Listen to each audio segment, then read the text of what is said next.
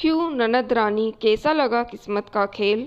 अनुपमा ने रिद्धि के मुंह में एक लड्डू डालते हुए कहा। अरे रिद्धि, तुम्हारी सगाई हो रही है, यह कैसा मुंह बनाया हुआ है?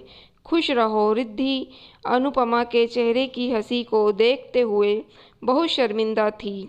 उसे वह दिन याद आ गया जब अनुपमा नई नवेली दुल्हन बनकर उनके घर आई थी। रिद्धि ने अनुपमा के साथ बहुत बुरा बर्ताव किया था। माँ भाभी ने तो भैया को फांस ही लिया। कितने नाजुक गहने लाई हैं मायके से, जैसे इनमें कोई जान ही नहीं। आपकी तो किस्मत ही फूट गई। मैं इतने जल्दी हार नहीं मानूंगी रिद्धि। अब बहू, तुम्हारे पिता ने तो कहा था कि हमारी एक ही बेटी है, उसे हम सबसे अच्छी चीज़ें ही देंगे। कोई ये देता है क्या अपनी बेटी को? छी, लालत है इन गहनों पर। अपने पिता को बोलो दो 10 लाख रुपए भिजवा दे, वरना अच्छा नहीं होगा। अनुपमा की सास ने ताना कसते हुए कहा। माँ जी, मेरे पापा ने अपनी हैसियत के हिसाब से सबसे अच्छी चीज़ें ही भेजवाई हैं। उनसे जो पड़ा उन्होंने किया। प्लीज़ उन पर कोई भी दबाव डालने के लिए मुझसे मत कहिए। मुझसे नहीं होगा, अनुपमा ने कहा। कहीं से भी लाए, अलादीन के चिराग को ढूंढकर उससे मंगा के लाए या खुद भीख मांग कर लाए, मुझे नहीं पता।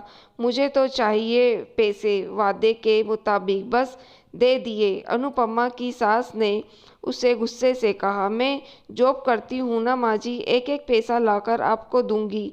बस आप मेरे पापा को ना कोसिए, अनुपमा ने हाथ जोड़ते हुए कहा। रिद्धि ने अपनी माँ को इशारा किया। माँ, भैया आ रहे हैं। भाभी को रोता हुआ देखेंगे तो भाभी का पलड़ा भारी हो जाएगा। अभी के लिए आप चुप रहिए, अनुपमा ने कही। राहुल या अपने ससुर से कोई शिकायत नहीं की।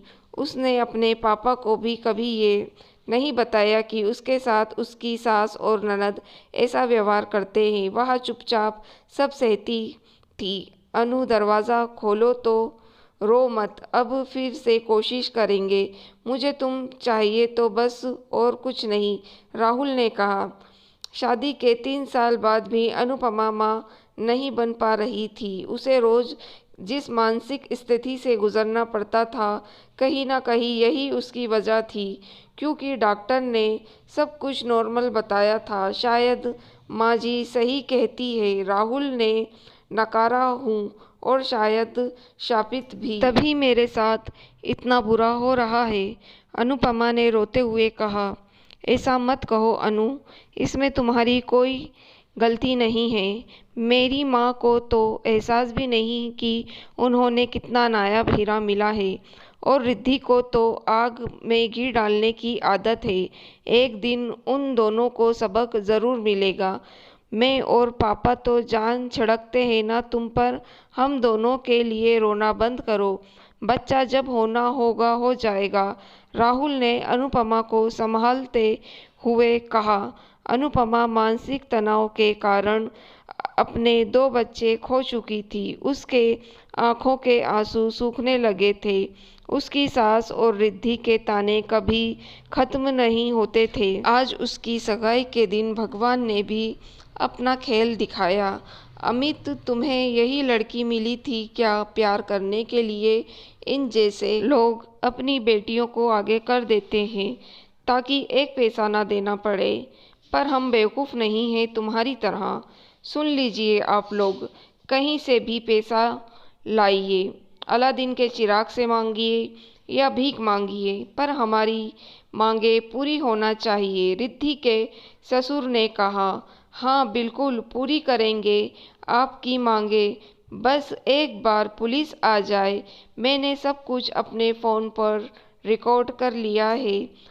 अब आप जेल पहुंचकर अलादीन के चिराग से कहिएगा आपको छुड़वाने। वो क्या है, ना दहेज मांगने के लिए बेल भी नहीं मिलेगी। सारी जिंदगी चक्की पीसना।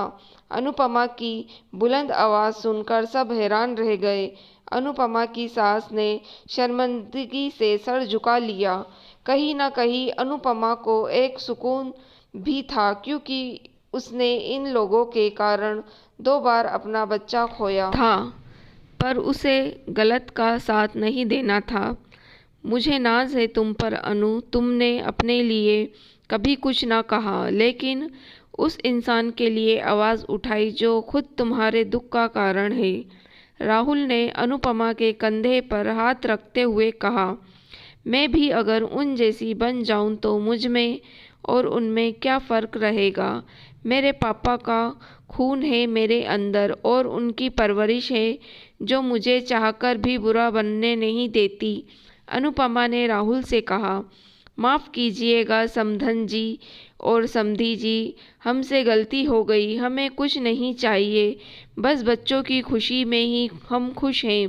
रिद्धि के ससुर ने हाथ जोड़ते हुए कहा, याद रखिएगा अंकल जी, हमारी नज़र आप पर होगी। रिद्धि को ज़रा भी कुछ तकलीफ हुई तो हमसे बुरा कोई न होगा। राहुल ने कहा। सगाई के बाद रिद्धि ने अनुपमा के पैर पर गिरकर उससे माफ़ी मांगी। अनुपमा ने कहा, रिद्धि, आज तुम्हारे साथ वही हुआ जो तुमने मेरे साथ किया था। मैं शुरू से ही कर्मा में विश्वास रखती हूँ। मैंने वही किया जो सही था और मेरा कर्तव्य भी था। मैंने तुमसे बात यही विनती है, अच्छा करो और अच्छे की उम्मीद रखो। किस्मत कोई अलादीन का चिराग नहीं है, जब घिसा सब मिल जाएगा। अच्छे कर्म करोगी तो ही अच्छा होगा, और हाँ, दूसरों के लिए गड्ढा खोदोगी तो खुद एक दिन उसी गड्ढे में गिर जाओगी। जो बोओगी वही काटना पड़ेगा, इसलिए संभल जाओ। अनुपमा की सास चुप थी, वह शर्मिंदगी में एक शब्द न बोल पाई।